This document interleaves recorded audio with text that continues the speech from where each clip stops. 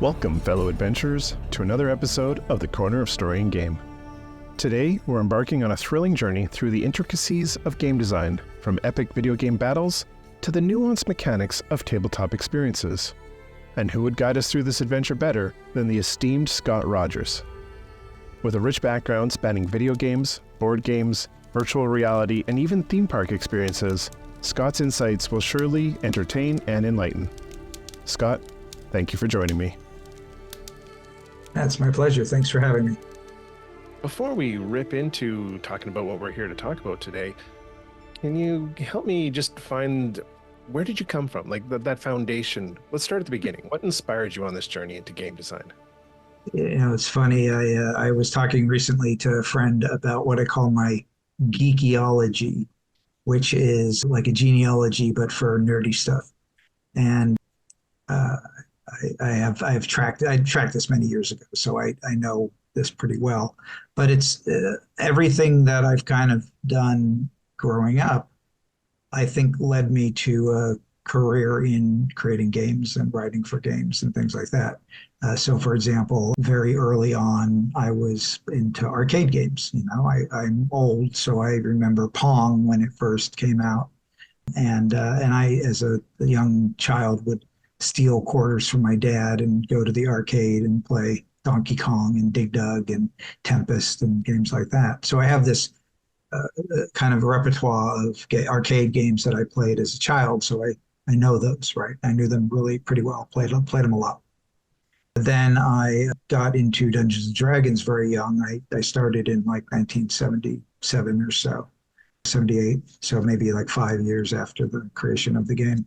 Mm-hmm. And kind of grew up with that as well as all the other, things like Paranoia, Ace of Aces, and Gamma World, like all the Traveler, all the ancillary games, because I was always looking for. I got kind of tired of Sword and Sorcery pretty quickly, so I was always trying to find different games. I gravitated towards cyberpunk or superheroes or things like that, and then I worked as a young person in high school. I got a job in a board game store. And this was a real pivotal thing, I think, in my history, which was my boss gave me games every night and say, take them home and read the rules. And that way you can learn how to play the game. And if you know how to play the game, you can sell the game. So every night I would take home a different, and this is in the early 80s. And not only did I learn all the classic, backgammon and chess and Go and things like that, but I also was learning. This was when the Milton Bradley Game Master series had come out. So Axis and Allies and Shogun and Broadsides and Boarding Parties and all these, these big box plastic games. And then the other thing that kind of hit around this time was the Games Workshop games. So Blood Bowl and Space Hulk and games like that. And so I learned all these different, like kind of Ameritrash games, as well as the classic, standard board games, as well as the historical board games. And so it gave me, again, another wide background of games to pull from, to be able to, so I remember that game, or that the rules are this or whatever. So I got into the video game industry as an artist initially. And so I worked for a couple of years as an artist, but I found it very unsatisfying. It was doing 16-bit art, and 16-bit art is like doing bathroom tile. It's, little dots. It doesn't feel like art. It feels like busy work. And I was very unsatisfied. And so one day I looked over the wall of my office, and there were game designers on the other side, and they were yucking it up and having a good time. I'm like, those guys are having way more fun making games than I am. So I kind of marched over there and said, how do I become a game designer? I think I'm better suited for it, because I went to school for art and filmmaking, and my particular two interests were illustration and screenwriting. I thought I was either going to be a screenwriter or a storyboard artist or concept artist in Hollywood or something like that. I thought I would work in the film industry, and I almost did, but God kind of got in the way. An act of God kept me from working in the film industry. But anyway, so here I am marching over and saying, hey, I want to not do art anymore. I want to do games. Mm-hmm. And fortunately, I found somebody who was willing to take me up on it. They were a fellow named Bill Anderson. He was my first mentor, and he said, "All right, I'll teach you everything about game design if you kind of do my homework for me," because I would have to illustrate maps and do storyboards and things like that. So that's how I got started in game design. And at some point, a few years later, I was working as a game designer at Namco, and I had this epiphany of all these things that I had loved as a child really were teaching me how to become a game designer. Now, there were still things I had to learn, but I had a very strong foundation of being a game designer just because of the things I was interested in. How old were you when you had that epiphany? Oh, I was in maybe my mid-20s, late 20s, somewhere in there. So the act of God that set you on your path, is that a story you'll share, or is that just... I can. So when I was going to graduate college, I had a internship lined up with Amblin, the Spielberg's company. And I was supposed to, start my career as, starting as a gopher or something, production assistant with Amblin. And then I would kind of hopefully, work my way up through. And I was like, oh, I'll learn how to write, I'll write the next, Jaws or whatever, Indiana Jones. And what happened was there was a hurricane that wiped out all the sets of Jurassic Park, which was filming at the time. And they said, sorry, we have to use the money that we were going to pay you for the internship to help rebuild the sets because we need to rebuild those sets. And so I didn't get the job, and therefore I didn't work at Amblin. And then not long afterwards, a fella, I was in a coffee shop, and he kind of came in. I knew him from college, and he just said, hey, do you know how to draw? I'm like, yeah, I'm drawing right now. And he said, do you know how to draw on a computer? And I said, well, I know how to use like Photoshop and things like that. And he said, well, we're looking for an artist at this video game company I work for. Why don't you apply? And I ended up applying. I didn't get the job, but I ended up with a reel of artwork that I had created, and I was able to use that to get another job somewhere else. That's quite literally an act of God. Yeah, it was. The other irony, of course, is the company that my friend worked at, the video game company, was Blizzard. And if I had gotten the job, I would have been like employee number 16 or something like that. Wow. Yeah, it's crazy. Basement of Warcraft and Starcraft, and they were literally working on Warcraft when I interviewed there. I saw it, like Warcraft in action. They were making it, and they're like, "Oh, this is this new game that we're making," and I'm like, "Yeah, this looks great. I'd love to work on this," but it was not to be. Yeah, it's not like the game got big or anything, so I wouldn't. No, whatever. Everybody who knows me knows I'm a big Disney nerd, and you were an Imagineer at one point, so I am. I mean, I'm, as my wife says, you are an Imagineer. It's like being in the mob. You never lose the title.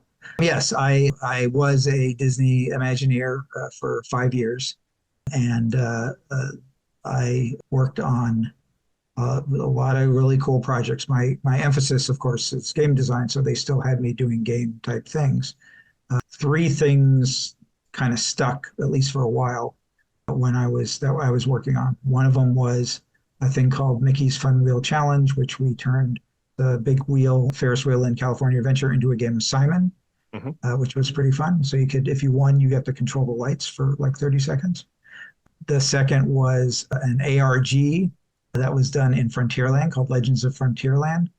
And that was really cool. That was, Frontierland is historically kind of the worst land in the park because it's just, kind of almost a relic of the 50s, in a way. If it didn't have Big Thunder Mountain, nobody would give a crap about it. So we were like, we want people to care about Frontierland again. So, and we were also actually doing research for Star Wars, Galaxy's Edge, because when Star Wars got announced, all the Imagineers went nuts. Everybody was like pitching all these ideas. I pitched several ideas for different experiences and things like that. And one of the things, though, that everybody in the company knew we had to have was the cantina.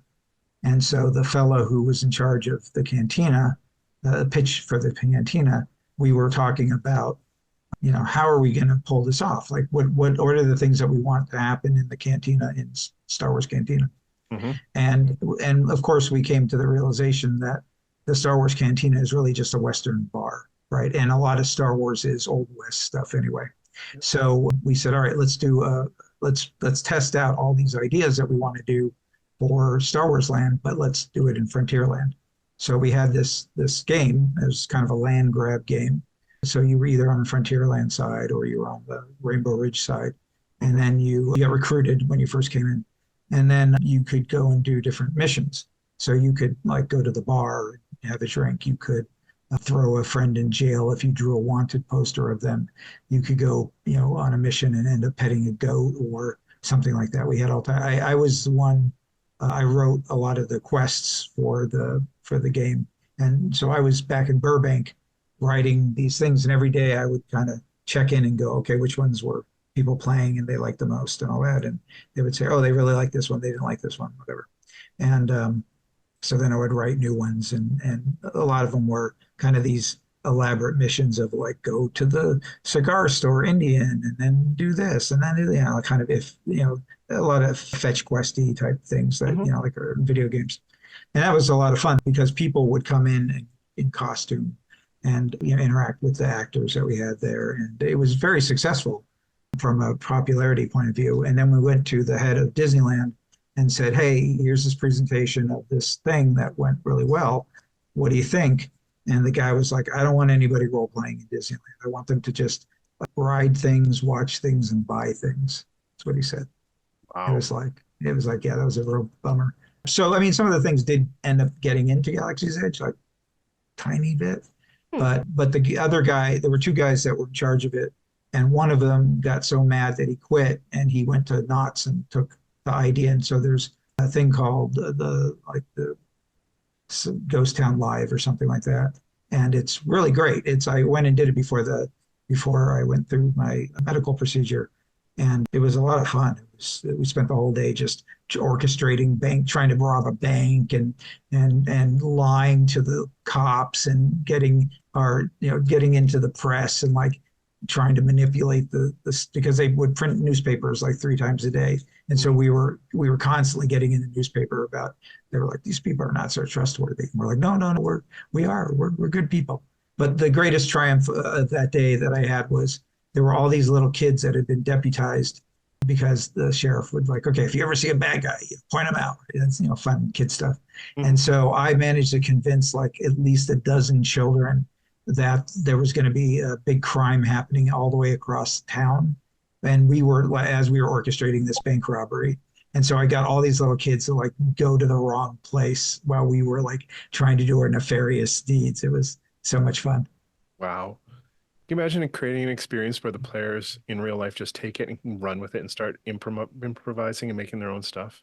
Oh, it's fun. It's the players, if they're into it and, they play by the rules and kind of keep to the magic circle, that idea of staying in character and staying on theme. Yeah, you can get some really amazing stuff. I mean, there's people that just don't get it. They're trying their best and, sometimes they don't have the creative capacity to, rise to the challenge, as it were. Mm-hmm. But if you get somebody who's like fully committed to it, even if they're not a part of it, it's pretty crazy and great. Right on. So the stuff you guys were working on, it didn't all make it into Smuggler or into Batuu and Galaxy's Edge? Because when you go, there's an app. Me and my son have spent many days wandering around, playing the app, hacking. So that was the third project I was working on, was what became the Disney Play app. It had a different name originally, but essentially the same idea, which was you would go around to different locations. There were quests and things. Like one of them was a quest about Walt Disney and the history of Disneyland. And so you would go to the train station and you would go to the statue and you go to the firehouse and you go to, we had all these different spots that you would go to, and it would say the significance of this is whatever. And then you get a little token, like a prize for going to that spot. And then when you had collected all the little icons, it then unlocked and said, here is a ticket to the movie theater. Disneyland would not exist if not for this character. And so you would go into the theater and you would virtually tear the ticket. And if you know the movie theater, there are 6 movie screens, but there's actually a 7th one that we built on the back wall, and it's there to this day. You can go in and see the seventh one that's not being used. And all the other movies would turn off and the curtains would open, and we showed an Oswald cartoon, which was the first time Oswald had ever been in the Disney parks. And so we said, without Oswald and him, Disney losing the rights to Oswald, we would have never gotten Mickey Mouse. And if we had never gotten Mickey Mouse, we'd never gotten Disneyland. And so it was this really great experience and really cool thing that we had built. It was very exciting, and we play tested and people loved it. And so they ended up not doing it. There was a lot of it had to do with funding, and they were saying we have to put more money into Magic Band in Florida and things like that. And so they canceled our project, and that's when I got laid off. And then they went, wait a second, this is a really cool idea. And we had already put in the infrastructure. We'd already put in all these Bluetooth receivers and things like that. I'd literally been to the top of the Matterhorn in the basement of the Haunted Mansion doing these things. And so when Galaxy's Edge came along, they were like, well, we already have this play app. Let's go ahead and add to it. So some other friends of mine who were working in Imagineering took over the project, and they put in all this stuff. And so they now have that really cool, go around and, scan the boxes for weapons and get your character and get little costumes for them and things like that. So yeah, I was really glad to see that they picked up and ran with what we had started. Even a few of the ideas, like if you go to the Peter Pan ride, and there's that you're searching for I don't know if have you done that, the Peter Pan one? Oh yeah, we've done it all. So that was actually part of my original design, was that thing. But then the payoff was different. I had a slightly different payoff, but the payoff that they have, which is Tinkerbell and all that, is fantastic. I adore that what they did, and I'm really happy that they kind of took the torch and ran with it from what we were working on. I saw on social media recently that with the addition of Magic Bands to Disneyland, they've made it so you can walk up to Tink and just hold up your band and it'll reveal her. Oh, I don't know about that, but I have done. Well, I've done the Magic Band stuff. Like I like the Magic Band technology. I like the Bounty Hunter game in Batu is really fun. I've gone past level 20 on that, and I love the little surprises like what happens in the Haunted Mansion as you're leaving, and so I think there's and what's funny was the technology for that also was being developed when I was still in Imagineering in R&D. It originally was a hat, a Mickey Mouse ears, but they were really heavy. That was part of the problem, is that the things that you had to have to make it work were too heavy at the time. But they had it that the hat would synchronize with different things in the park. So if you were watching the fireworks, the hat would actually synchronize to the fireworks that were being launched. Or there were you go to Small World, it would light up, or other places like that. So we were working on, kind of these parallel technologies. The fellow who was in charge of the hat was a really fantastic guy. He's the late Scott Watson, no longer with us, unfortunately, but brilliant creator, really had a very quirky personality.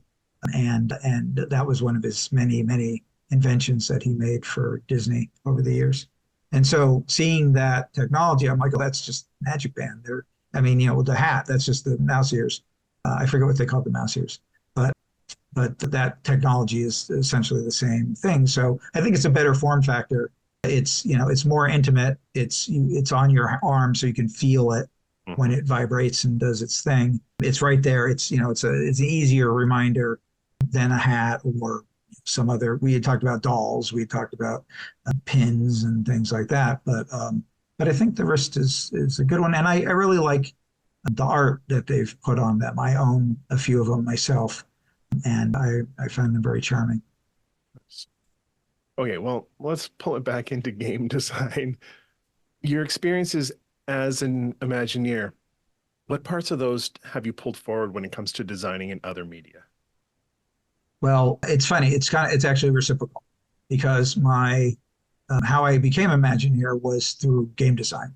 I did a talk in a long time ago, 2009, called "Everything I Know About Level Design I Learned from Disneyland," and that talk was very pivotal to my career. It got me my job at Imagineering. It led to a book deal and some other really good things. And so if you can still watch it, it's still available online. You can find it on, Hmm. I think both the GDC Vault as well as YouTube have different copies of it.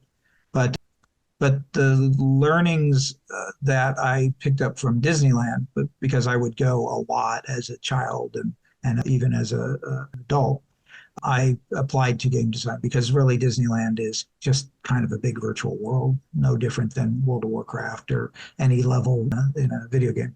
And so the tricks are very similar. So there's this relationship that I was able to form and then talk about, and so people could understand these ideas and these design principles.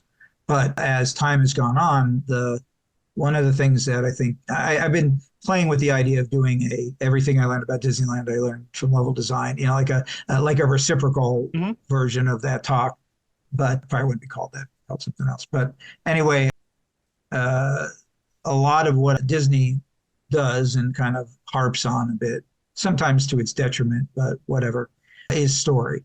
Everything is story first, story first, story first. And so, whenever we would have meetings, I would have to kind of adjust my mentality because it's funny because I originally was a story first person when I was a screenwriter, taking screenwriting, that's all I thought about was story. And then I got into games. And at the time, the idea of gameplay versus story was kind of a hot button issue. Now, I believe that they're both very important. You can't have one without the other. And you really should have both working in concert with each other. But at the time, this was again in the early 90s, there was, literally people having arguments at GDC and whatnot about what's more important, gameplay or story. And so I kind of grew up in my game design career in that kind of soup of that argument. And then I came out of it realizing they're both idiots for fighting. It just works together. So then so then I was like, but then I was like, gameplay is important because games are meant to be played and it's a craft. I often get into arguments with people about whether it's an art or not games. And I say, well, yes, games are artistic and they can be artful, but they're not, I don't consider them ART. I consider they're a craft. They're something meant to be used by somebody, right? You don't make a game and then just let it sit there. It doesn't matter even if it's a pretty board game, that you sit out there. If it doesn't get played, it's not doing what it's meant to be doing. So that's where I was mentality wise when I got to Disney, and then Disney was all like story, story, story. Now I gotta change my mindset again. So story is very important, but I think that what really I came out of it with was this thinking of gameplay is a better mechanism to convey story than story is, which is cutscenes and text and lore and all this stuff. It's too ponderous and it's too boring and it's too slow. Games are meant to be played. So if you're going to convey that information, do it while I am playing the game. So, and there have been lots and lots of games that have done this, like the audio tapes in BioShock or Batman Arkham Asylum or the like puppet shows where you can actually interact with things, those are really good. Or, stuff that like Half-Life, of course, is a master class in how to tell a story without ever stopping for a cutscene, or Nobody Lives Forever is another really good one, the spy game that has some really great things. But yeah, it's this idea that, cutscenes are lovely and they're expensive and they're very time consuming, but they also the player is more likely to just X through it and that's it. And there goes your millions of dollars that you spent on this beautiful thing. It just kind of goes to waste. So I am very much now in the camp of no cutscenes, no text, no, do it in the game. Don't make the player stop. Just keep the player moving. And now granted, it depends on the type of game, right? Like an adventure game, you're going to want to stop and talk to people and things like that.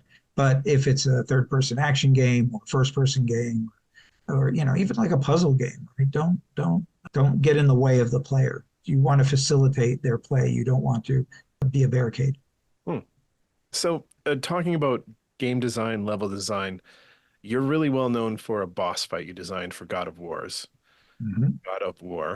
And I'm curious, When it comes to level design, boss fight design, mechanical design, what have you found is applicable both in digital and in tabletop? Are there some parallels there? Are there some Yeah. takeaways? There are some games that are doing a good job of replicating that, particularly that boss fight. I mean, there literally is a whole genre of board games now that is emerging that are boss fight games. Now, the most famous of that is Kingdom Death Monster, which is phenomenal. If you, I mean, The miniatures are it's great. kind, yeah, it's like a Ferrari where it's very expensive and it's very time consuming to maintain and play. But if you have the means, I recommend it. It is chef's kiss. It's a fantastic game, and it's created like it's funny because people kind of get their dander up about that game because it's very sexual and it's very dark, thematically, and the miniatures are, very a lot of them are, Hmm. busty girls and things like that. And but if you kind of can get over that, I mean, to me, it's like that's not too much different than manga and anime, or at least the early days of it, when things were a little bit less sensitive. But if you can get over the theming, there's a lot of really amazing mechanisms in that game, not just applicable to the boss fight, but like there's a whole settlement structure that's pretty cool. Hmm. But the boss fights in particular they were one of the first, but they were an early user of what's an AI deck essentially. So a separate deck for the monster to determine its movement and its what's going on, and it's very conditional. If this happens, then this happens, and things like that. But the thing that I found with this AI deck, at first I was like, okay, I get it. It's cards, and you're trying to knock the cards out, and if they lose all those cards, then that's their help, which is also a very clever idea. But what I found really interesting was, excuse me, the player, if you had a bit of a familiarity with what the behavior of the monster was going to be, you then could start to manipulate it with gameplay. And I had this one experience where we were fighting a creature called the screaming antelope. And the screaming antelope was charging around, but if you got too close to it, it would run away. And you're like, our weapons aren't strong enough, or we don't, there's almost no projectile weapons. And the things that you have, you're essentially like throwing rocks and hitting them with jawbones and things like that. Right. So we're trying to kill this screaming antelope and it keeps running away. And I go, you know what? Let me think about this for a second. If we send one guy over here and if the antelope encounters it, it's going to run away, and there's a good chance it will run in this other direction. So the rest of us should go over here. So that way we can intercept it and kill it and boss fight.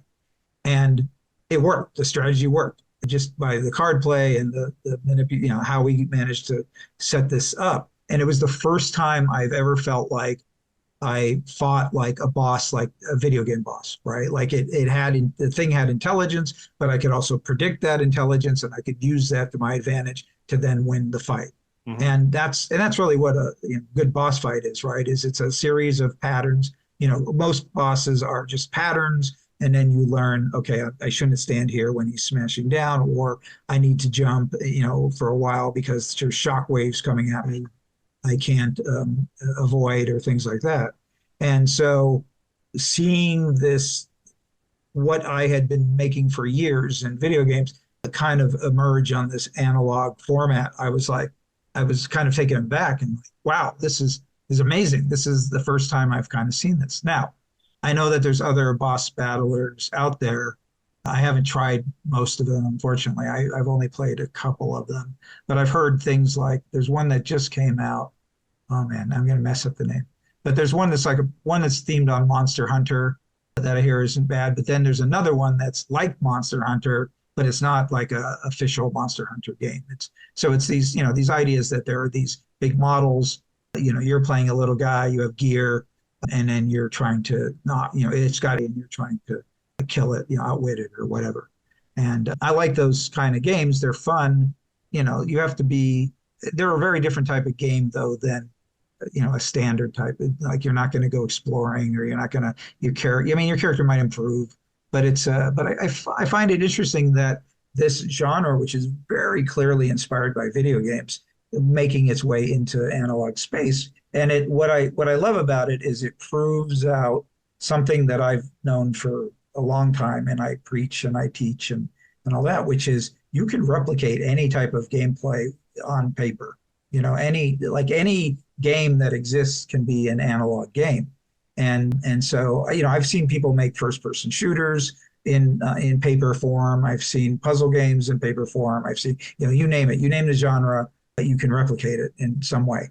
And so seeing these being commercialized is really, I find fascinating, because I had only really, I had built, some of these types of things, and not what to the level that they've done them, but we, worked out some of the behaviors and things like that on paper, or in some sort of model form. And seeing it, people going, hey, we can make a commercial game out of it. It's like, man, why didn't I think of that? Because I've been doing this for years, When you're in there up to the elbow designing these boss fights or tabletop experiences, are there some key considerations? Are there things you write up on the wall to remind yourself, hey, I got to make sure that this here and that's there? And Yes. I mean, I have there's a design philosophy, I guess, which is a couple of things. One is, a very early mistake that young game designers make is being adversarial with the player. Like a lot of young game designers will be like, I'm going to crush the player. I'm going to destroy them because I'm the game designer and I'm smarter than the player. And how dare they defeat my monsters? They need to suffer in order to do it. It kind of comes from when I was working on God of War. I went to the creative director and I talked to him, and he said, all right, I want the player to die 6 times before they can defeat this boss. And I'm like, no, that's terrible. That's a lousy way to do it, right? You don't want to kill the player because they're just going to get discouraged and stop playing the game. What you want to do is you want to make it difficult enough, challenging enough for them to learn, patterns and behaviors and things like that. And they might die 6 times, but the intention is you don't kill them 6 times. If they're failing, then they're going to die. But then if they're dying that many times, maybe we can build in some sort of mechanism to make it easier for them. So that way they can succeed. Like they're not just failing. And that's really my heart of what I design, which is to love the player, right? To enable them to win. There is a way for them to win. Now they might go through a lot of pain and suffering and that to get there, but it should never be so cruel or so arbitrary that the player goes, I'm just going to quit. I'm done with this. And think of yourself as a gamer. How many, like video games in particular, because video games are easier to quit than board games, I think. How many times have you played a video game and just never finished it because you've gotten so frustrated with it, right? Probably lots, dozens, if not more. Yeah, I'm the same way, right? And I feel bad about that, particularly if I've bought it. I'm like, I don't want to spend $60 and not finish something. I spent my good money on this. I want to be able to play it and have a good, fun experience about it. So that's a big thing for me. It also is this notion that the horrible truth about game design is that it's still a business. We are, in order to be a game designer, you need to be able to make a living at it and keep doing it. Right. And so I want to make something that people play and go, wow, that was really fun. That was, who made this? Scott Rogers. Let's buy his next game. His next game is coming out. I can't wait for that. Now I'm not at the status where I'm not a Stefan Feld or a Todd. What's the guy who does the Bethesda stuff? But anyway, I'm not at that level, right? People aren't like, or Kojima, or Tim Schafer. These people are like, I can't wait for the next, when's the next one coming out?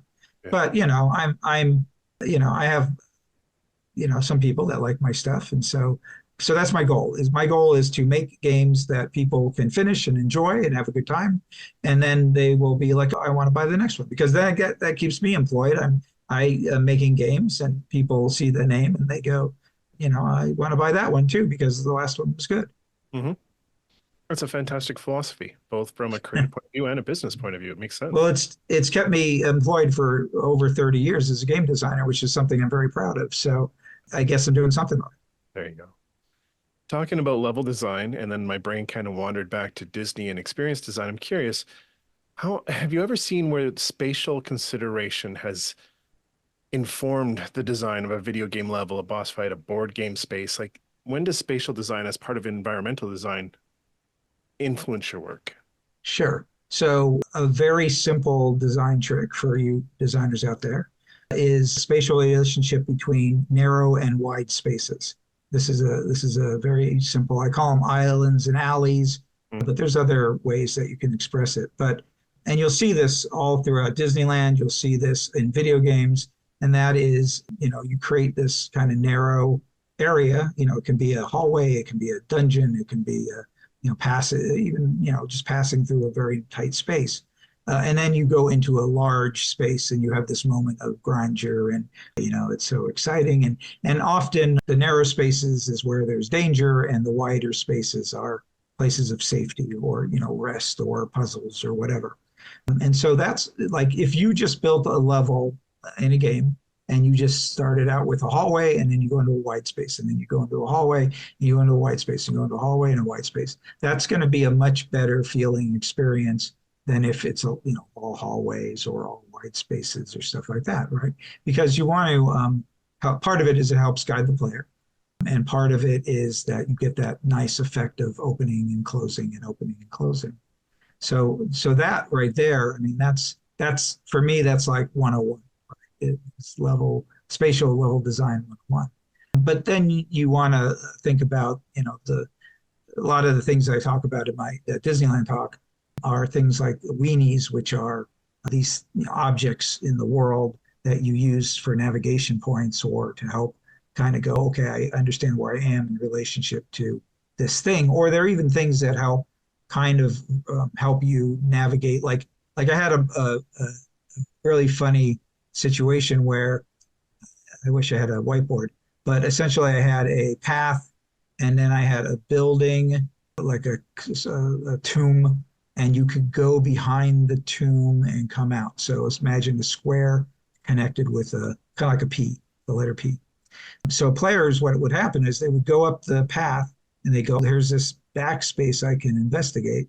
And they went up the P to the top. And then when they got to the top, they would go back down the P backwards where they came. And I'd be like, you're going the wrong way. And I'm like, how can I get these people to not do that, right? Because that's not where I want them to go. I want them to keep going.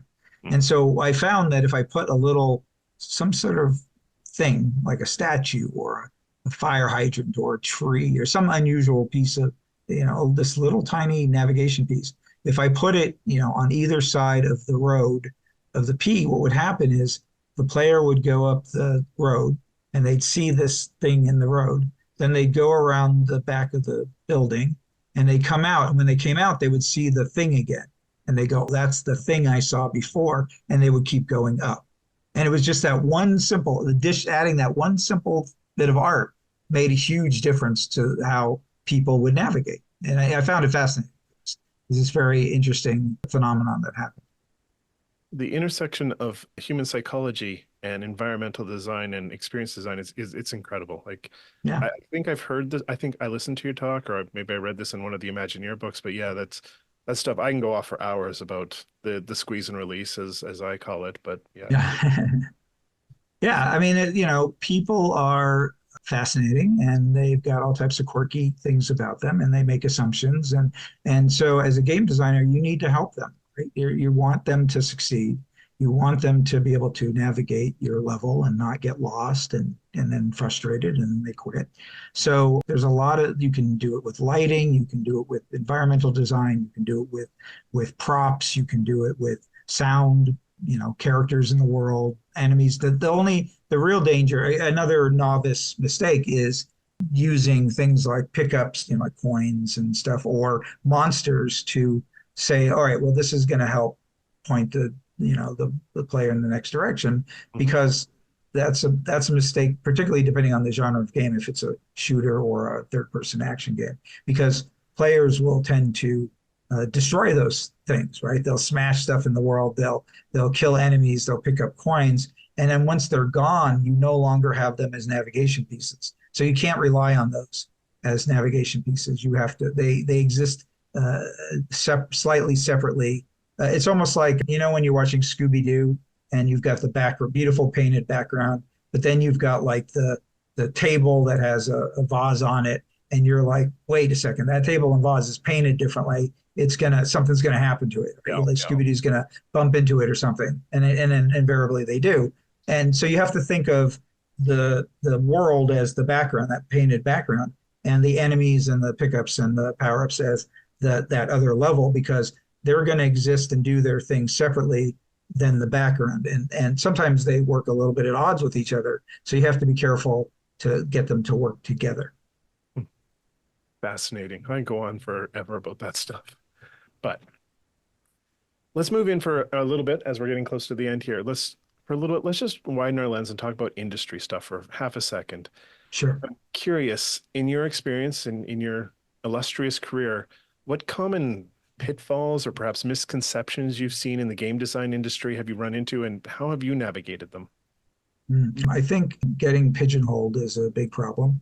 And this was, I don't know if it's a problem anymore. It used to be, I'd say in the 2000s and 2010s, it was more of an issue, which was people going into game design and only wanting to do one thing. And a lot of times, not to knock them, but a lot of times it was narrative design, right? Where people are like, I want to write a story and I want to write lore and I want to write about characters. Well, that's great, but that is only like, you're only needed like for 1/10 of the project. I'm a firm believer that writers should be brought in to the creative process early. They're important to particular genres of games. They're very important. But then there's a moment where there's nothing else for them to do, right? They kind of just the production process is like this wave of army ants, where at first you have a few little ants, and those are usually the designer and the lead programmer or the producer. And then, eventually you get the swell of, coders and artists and concept artists and musicians and voice actors and all that. And then eventually it trickles back down as the game is ending, and then it's just the lead programmer again, maybe the lead designer, maybe the producer, and then that's it, right? And so all those other ants kind of go away. They aren't needed. And that's just kind of that's how most productions I've been involved with have worked. But that's fine. It's the natural process of it. But the problem is that there are certain positions that are no longer needed. And if you are doing something that is no longer needed, then what are you doing, right? Is there another project for you to go? And in the old days, there were other projects for you to go on. When I worked in the industry, it was almost a little bit like a factory where if something got canceled, it was like, yeah, it's no big deal. We've got another game. Work on that, And so there was this constant flow of projects kind of coming through. For a while, for many years, I never stopped. I never, unless I changed jobs or something. There was never a break in the flow of the games that we were making, which was great. It meant it was job security. That's no longer the case anymore, fortunately. Now it's the indie model seems to be taking over, which is you work and work and work on a project and you get it done. And then it's like, all right, you fire it off and hope it's good. But in reality, what you should be doing is kind of saving your pennies to work on the next one, because you got to keep it going, right? It's the beast is hungry, right? That's why there are thousands of games on Steam all the time, because the beast needs the games, Mm-hmm. So what I recommend instead, when people go, I want to write for games, I say, well, you need to do more than that. You need to be a game designer, because the model is, when I started, and now it's back to this again, is that game designers in particular, but other positions as well, we have to be able to do more than just one thing.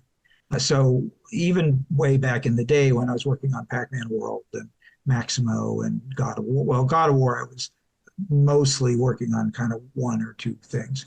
But Maximo and Pac-Man World and several other titles I've worked on, I was very much doing more than just game design. I was doing character design. I was doing AI for characters. I was designing bosses. I was doing voiceover.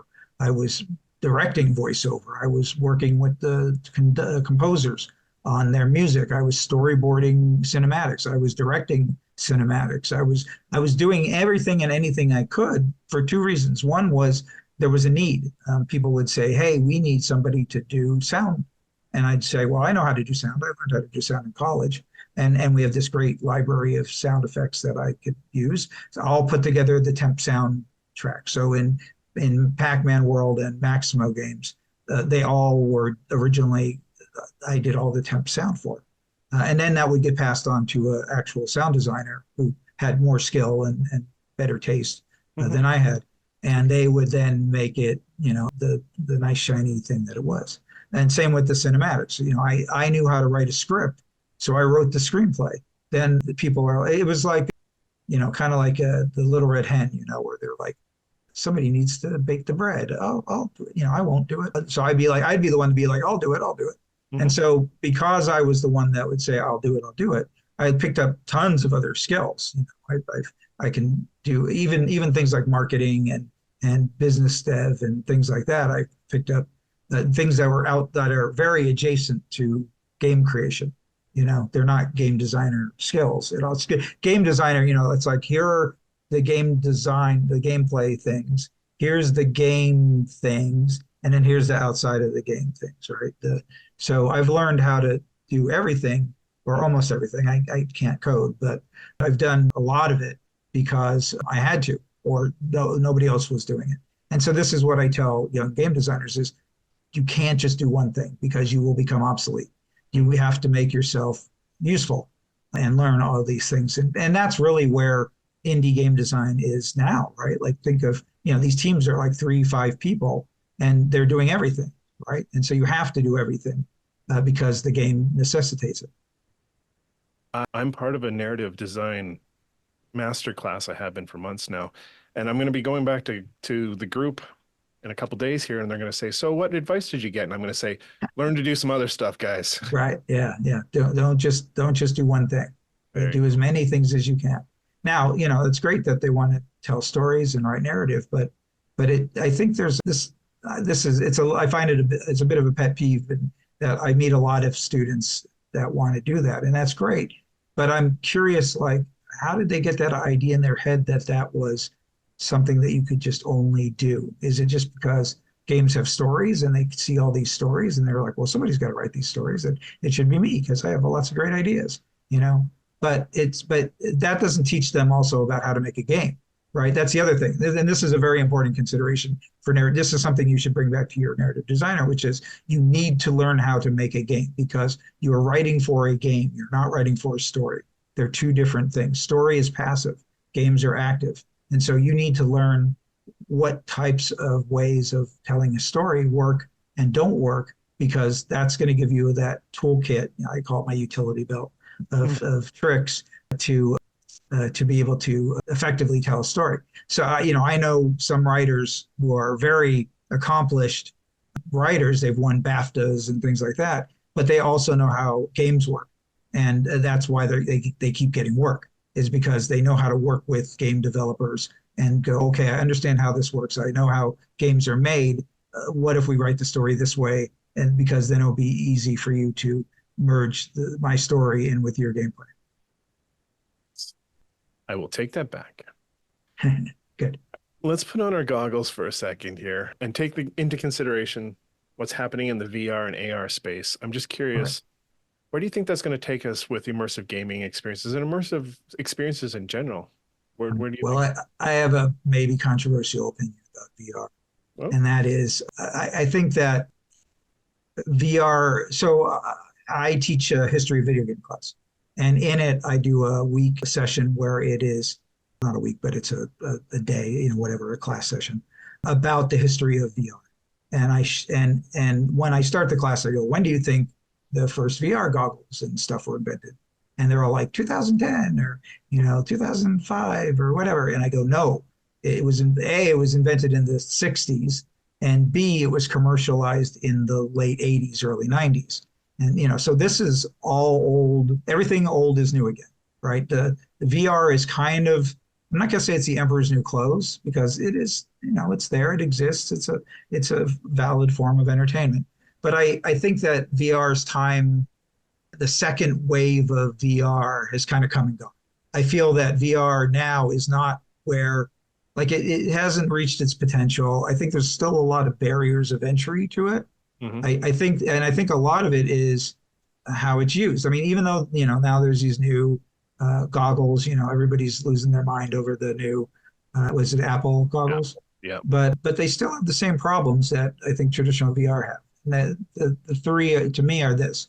One is it's still not, the move, like there are ways you can move around in space, but it's not natural. It's not like put on the goggles and just go walking around. Now there are the ones that you can see like you can see past the screen so you don't run into a tree or something like that. Mm-hmm. But it's still an obtrusive piece of technology in the sense that it's stationary for the most part. You need a place to do it. Often you need the towers, or you need to be within range of a computer or something like that. So it's still limiting. It's tethered right now, and I think that tethering is a disadvantage to it. The second thing about it is it's not for everybody. Like I get motion sick with VR, and it's not a ubiquitous. Like I don't get motion sick playing an Atari 2600, and sometimes I get motion sick playing a PlayStation 4 or 5. It depends on the game. Like Mirror's Edge makes me want to vomit when I play it, but that's a big problem, I think. Now I don't know what the percentage of people that suffer from what used to be called DIMS, doom-induced motion sickness, which I love that. I love that term. But I think that that's also a problem, right? Is people put it on, they play it, and they go, I don't like the way it feels. It makes me feel sick. Now, the third problem is this, and this is solely a human problem, which is when you put those goggles on, no matter how cool you make those goggles look, you still look like an asshole playing those games, right? And people don't like to feel like they are stupid. Like they don't want to be viewed, hey, you look like such an idiot moving your arms around. And, even though you're in this virtual space and doing all this cool stuff, outside in the world, you look like a moron. And so I think that that's people are embarrassed about that. I think that there's a high embarrassment factor that's involved with that. And particularly because VR is mostly a solitary experience, right? Like there's network stuff and things like that, but most people generally, it's not like a couch co-op. It's not like multiple people sitting on the couch and playing the same game together. Now, there was one exception, and this was the industry that I worked in, because I would look at VR and I'd be like, whatever, it's not going to last. It's going to fade away again like it always does. And it kind of has. I think the user base is pretty slim in VR, right? If it's not ubiquitous, really, but it's more of a niche thing. But the thing about it is what I thought was going to be a kind of a big splash were these location-based experiences. And this is what I did for about a year. I worked for a company called Spaces, and we made these things that were kind of a combination of a VR experience and a dark ride, like a theme park dark ride. Mm-hmm. And so we did one that was a Terminator robots based, and you had the goggles on, but you were also playing with 3 other people. So now the embarrassment factor goes down because 3 other people are looking like idiots, same as you, so you don't feel so bad. Mm-hmm. And then we had physical things. We had a big gun, and then you could stand, you would like go into a ship that would take you to this ruined city. And it was a motion platform. So it was like a theme park ride. So you would stand on this thing and you would feel it, and you would actually kind of tip and move, and you could see the ship, watch out, missiles, that kind of thing. And then you would land and you would actually physically walk out. So now you're not tethered because you actually had a backpack on that had the computer and the goggles and the gun. And you would walk into this physical environment. It was small, it was like a stage, but you could still move around. It was free. You were free moving. And so through your goggles, you could see, we had it that for some reason you were disguising yourself as Terminators. So you would look like a Terminator. So you saw, robot hands, and you'd look down and see robot feet. And we had sensors on your feet and sensors on your hands. So that way it'd track where you were, and it would track your head and all that. And so you would then do things in the world. You would there was like a power cell that you had to plug into another thing, and that caused something to happen and all that. And there was like a fuse you had to pull out and put in, so it was a little bit of a puzzle. But that I thought was really amazing. It was to me, it removed all of those things I'm talking about, the tethered space, everybody else, is an asshole with these things on their face. And it also solve the movement problem, the moving around in the world. And now some people still got motion sick, but we tried to do our best to make sure that it limited it down by the actions that the players were doing. But I thought and there were other people doing this. There was The Void, who they did like a Star Wars one and some other ones that were really good.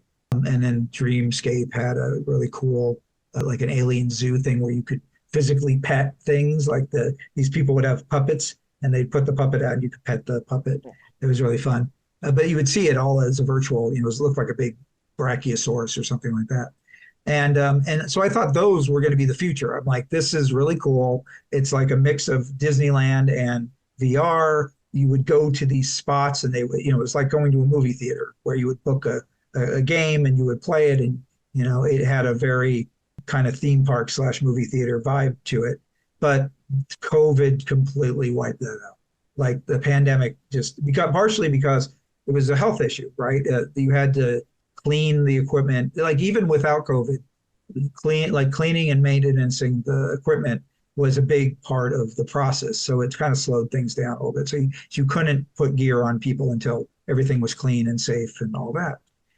But then when COVID hit, of course, it was like, now you have people in a small confined area and it was just a big vector for the disease, and it wiped out the industry. The Void is gone, Spaces is gone. I think Dreamscape still exists maybe, but I don't know where they're doing their stuff now. But it's a little bit of it is kind of coming back, tiny bit.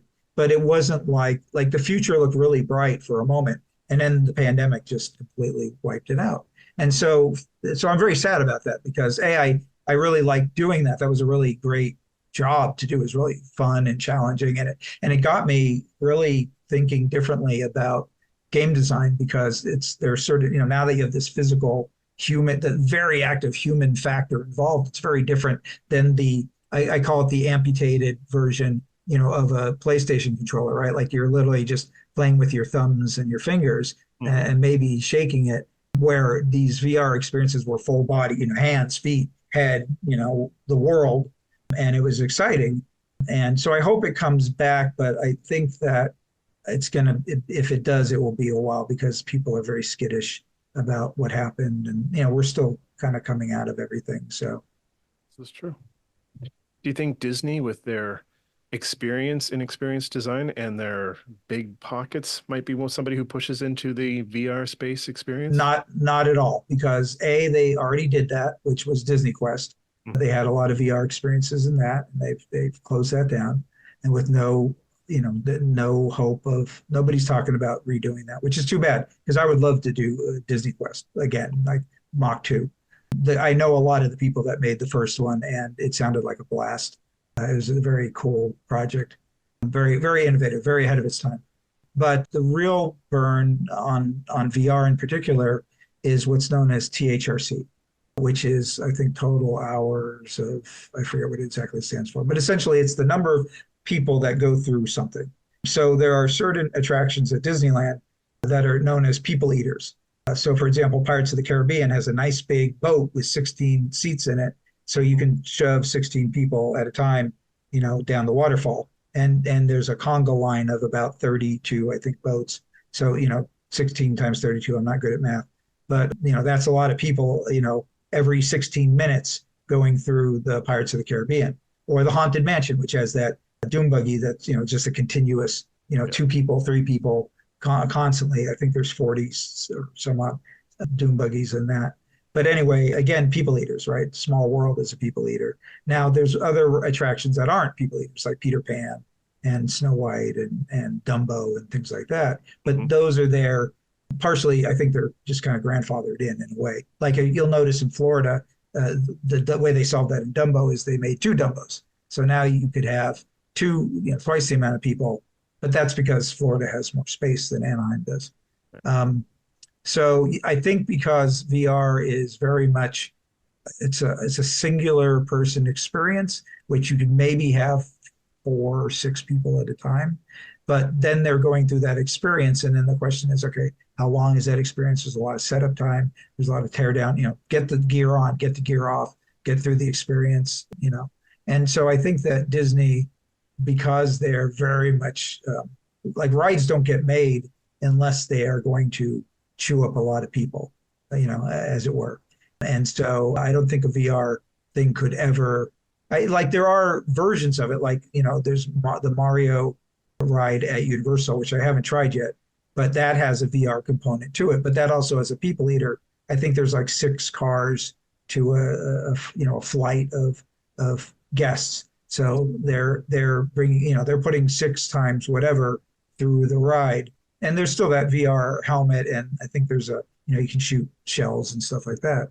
But I think that unless it's tied to a traditional ride system, like there's a lot, if you know who the Sally Corporation is, they do a lot of these laser beam shooter games, like the Justice League ride or the Men in Black ride or things like that. And so these again are gamified dark rides. These are traditional dark rides with, sometimes they have audio animatronics and props. Most of the time they have big screens. And then you're, kind of like the Spider-Man game in Web Slingers. Wing Slayer, right? So it's the same idea, right? It's like we can have gameplay, but we have to still have a lot of people in it at once. So the Web Slingers, I think, sits a minimum of 6 to 8 people, right? It's double-sided. People sit back to back. Yeah, you're 6. Yeah. So again, it's, that's kind of the bare minimum, right? 6 to 8 people to go through some sort of gamified. And then you're of course, the experience itself lasts maybe 7 minutes. It's pretty short. This thing is probably shorter than that. Yeah, 5, 7. Yeah. So again, it's Disney is all about the churn, right? Getting those people through. Mm-hmm. And so I think that anything that impedes that is going to get shut. They're going to be like, nope, we're not doing that. Excellent point. I hadn't even thought of that. Yeah. Well, it's a big, you want to know that unless you work for the company, right? I've talked to people about pitches for things and they go, well, how many people does it bring through? And I'm like, 5 at a time. And they're like, nope, not good enough. Yeah. There you go. All right. Well, we are getting to the part of the podcast where I like to ask the same question to everybody. It's kind of the question that lives at the heart of the podcast. I'm sure you've maybe heard it if you've listened.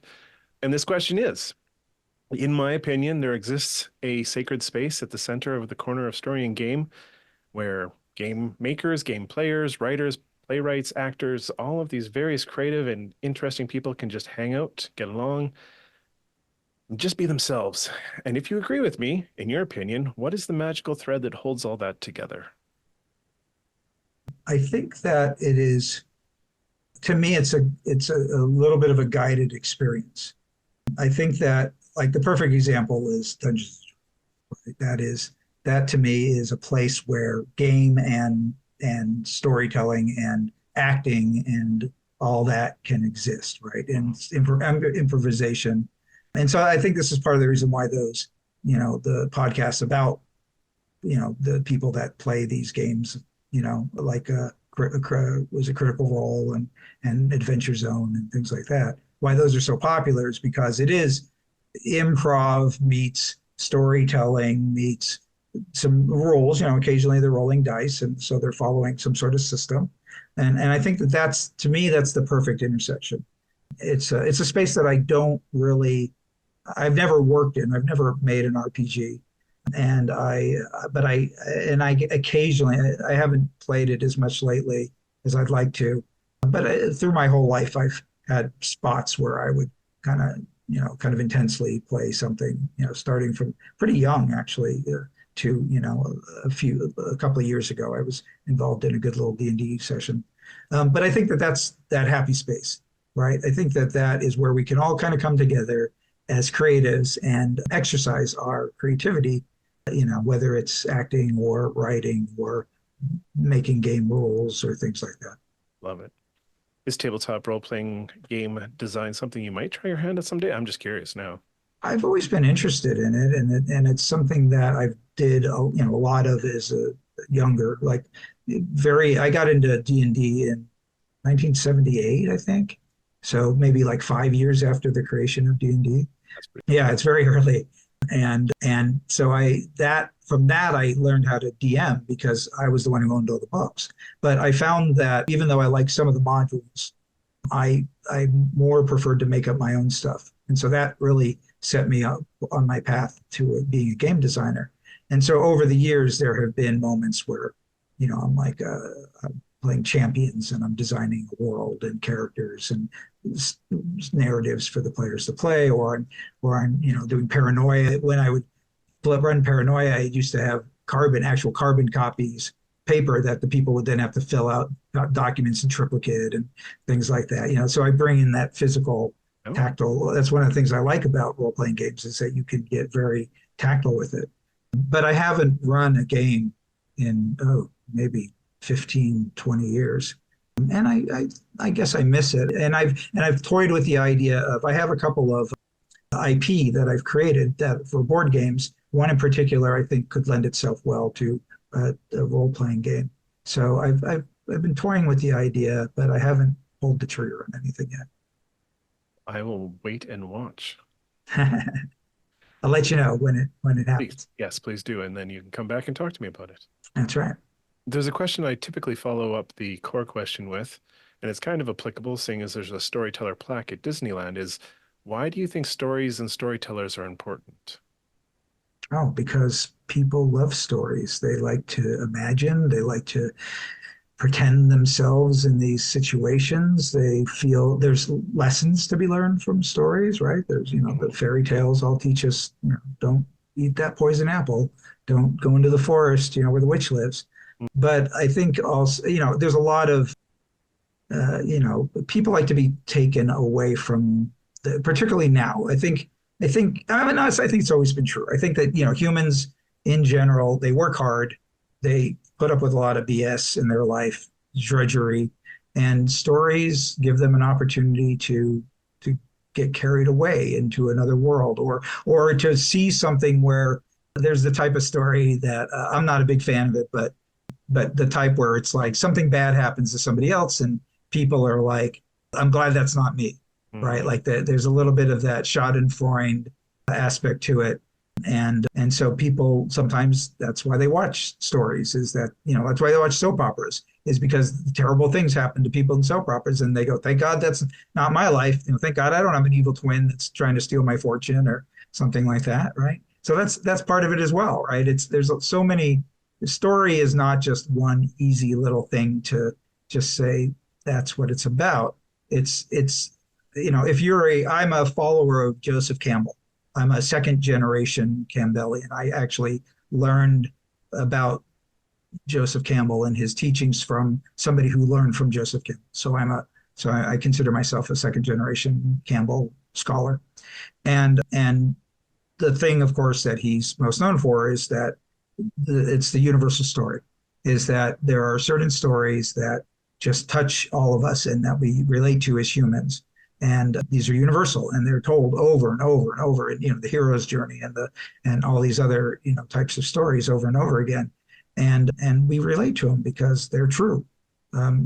Truth is ultimately something that people respond to. And so if you want to create something that touches somebody, make sure that it's true in some way. There you go. All right. Well, that's the last deep one. Before we head out the door, I got what I like to call the quick fire, just some fun little top of the mind, just to get to know you better. What are you currently playing? Oh, gosh. I'm playing Baal Altro, which is a deck building card game where it's kind of like poker, but then you deck build and there's all types of crazy things that happen. I'm in isolation right now, so I'm not able to board game, and I'm not. I know Tabletop Simulator and Tabletopia, those exist, but to me they remove a lot of what I love about board gaming. I love the social interaction. I love the physicality of it. I love rolling dice and moving miniatures and all that fun stuff. So I can't do that right now, but I have a lot of games that I could play, solo games, but I haven't quite done that yet. As I have literally sitting next to me the Dark Knight Returns game, which is a solo game, and I'm a big Batman fan, so that I'm looking forward to that. I just have to find the time to actually do it. But otherwise, I've been playing games. My wife is here, so we've been playing games like Scrabble or dice cards or what's her playing? I trying to get her to. We started the first session, 2 sessions of the Ticket to Ride Legacy game, by Rob Davio and Matt Leacock and Alan Moon. So those, it's whatever. Right now, I've been trying to work on some creative projects. So often, video games are a bit of a distraction from that. And I play an obscene amount of Marvel Snap. That's the other thing I do. What are you reading right now? I'm reading a book called, what is it called? It's a Star Wars book that came out around the time of Rogue One, and it's essentially like, how did the Death Star get built? And I had heard it was good. It's about Jyn Erso's dad, the scientist that made the Death Star, and then Krennic, the bad guy from Rogue One. And it's pretty good. It's fun to kind of see like the justification of why did they build this thing? How did they build it? It's a lot of Urso's reluctance to work on anything war related. He's a pacifist, and so the bad guy is trying to manipulate him into working on the Death Star. And I'm sure there's going to be a moment where he has this epiphany that, hey, he's actually making this super weapon, and that's when he decides to put in the little exhaust port right below the main port so Luke can blow it up later. There you go. There's some world building, eh? Yeah. What's the best advice you've ever received? And this could be career advice or it could just be life advice. This comes from my friend Hardy LaBelle, who is a game designer who did all the multiplayer levels of Halo. One day we were sitting around spitballing, and he said, if you could make any kind of game that you want, what would you make? And I said, well, I want to make a Star Wars game. So I'm a big Star Wars fan. Mm-hmm. And he kind of went, make your own damn Star Wars. And that kind of triggered a spark in my brain that was like, I thought, again, I'm going back to George Lucas and his experience of making Star Wars, which was he wanted to make Flash Gordon. And he went to King Features Syndicate and said, hey, can I make Flash Gordon? And they went, no. And so he went, fine, I'll make my own damn Flash Gordon. And he made Star Wars. And to me, there's a lot of particularly young creators that feel like they need to be invited to do something, and you don't. The secret is you don't. You just go make. And so when my friend Hardy said that, I'm like, yeah, I'll make my own damn Star Wars. So I went back and looked at all the things that I loved about not just Star Wars, but about pulp and all that, Flash Gordon and all that fun stuff. And I was going to make it as a video game. I pitched it as a video game. And at the time, the main gameplay was you start in a spaceship, you fly the spaceship around, you do various things in the spaceship. You then can put on a jetpack and grab a sword and a gun, and you jump out of the spaceship and fly into outer space. And there are asteroids. You could mine asteroids for stuff. Then there might be, aliens coming at you trying to stop you from getting the mine. So you fight them off. And then maybe a space pirate ship would show up and shoot at your ship. And so you could either go back into your ship and shoot at that ship, or you could cut your way into the bad guy ship, get in and fight the bad guys and take over their ship or blow it up or whatever. And so I would pitch this game, and people would look at me like I was insane. They would be like, hey, there's no way we can do this right now with the technology. It's just at the time it didn't exist. This was kind of the early 2000s.